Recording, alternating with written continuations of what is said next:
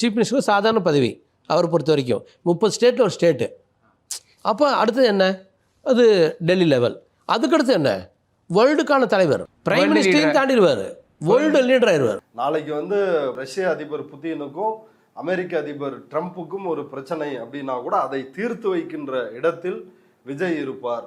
அப்படி ஒரு யோகமான ஜாதகம். விஜயினுடைய ஐக்யூ லெவல் என்ன அப்படின்ற கேள்வியை புரிஞ்சுக்கிட்டோம்னா இதை என்னன்னு தெளிவாக புரிஞ்சுக்கலாம். ஒரு சினிமாவினுடைய டைரக்டர் இருக்கார் இல்லையா, அவருக்கு தான் அந்த சினிமா எப்படி எடுக்கப்படுது, என்ன பிரச்சனை, ஒவ்வொரு துறையும் எப்படி கட்டி மேய்க்கிறது, இது எல்லாம் ஒரு மூளை உழைப்பு செலுத்தக்கூடியவர் அவர் தான். எடிட்டிங், மியூசிக், எல்லா துறையும் எல்லாமே, சண்டை காட்சி, பாடல், கதை, பாத்திரங்கள், இப்படி திரைக்கதை, சகல டிபார்ட்மெண்ட்டையும் மேனேஜ் பண்ணுறது அவர் தான். அவங்களுக்கு கூட ஒரு நிர்வாக திறமை, ஒரு வேலையை கொடுத்தா பொறுப்பாக செய்கிறது, ஒரு விஷயங்களை புரிந்து கொள்வது, மற்றவர்களை வேலை வாங்குறது, இந்த திறமைகள்லாம் இருக்கும்.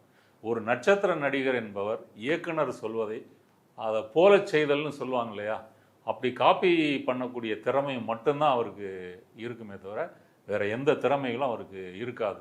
விஜய்க்கு இப்போ 52 வயசு, 30 ஆண்டுகளாக நட்சத்திர நடிகராகவே இவர் வந்துட்டார்.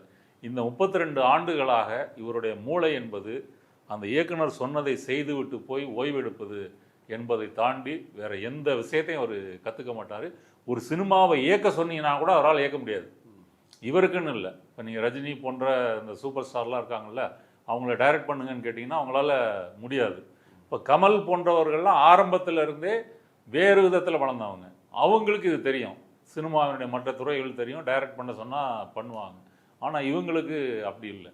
இப்படிப்பட்ட விஜய் இன்றைக்கு ஐஏஎஸ் அதிகாரிகள் கூட்டத்தில் உட்கார்ந்துருக்காரு, ஐபிஎஸ் அதிகாரிகள் கூட்டத்தில் உட்கார்ந்துருக்காரு. இப்போ அந்த கூட்டம் எப்படி நடக்குன்றதை கற்பனை பண்ணி பாருங்க.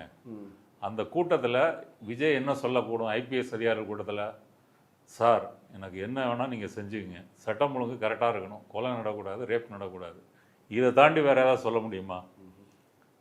நீங்கள் செஞ்சுருங்க சார் எல்லாம்.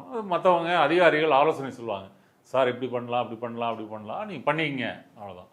ஐஏஎஸ் அதிகாரிகள் கூட்டத்தில் நிர்வாகம் தொடர்பாக என்ன பேசுவார், இதே தான், சார் எனக்கு எதுவும் இல்லை, இந்த திட்டங்கள்லாம் நிறைவேற்றணும், எப்படின்னு சொல்லுங்கள்.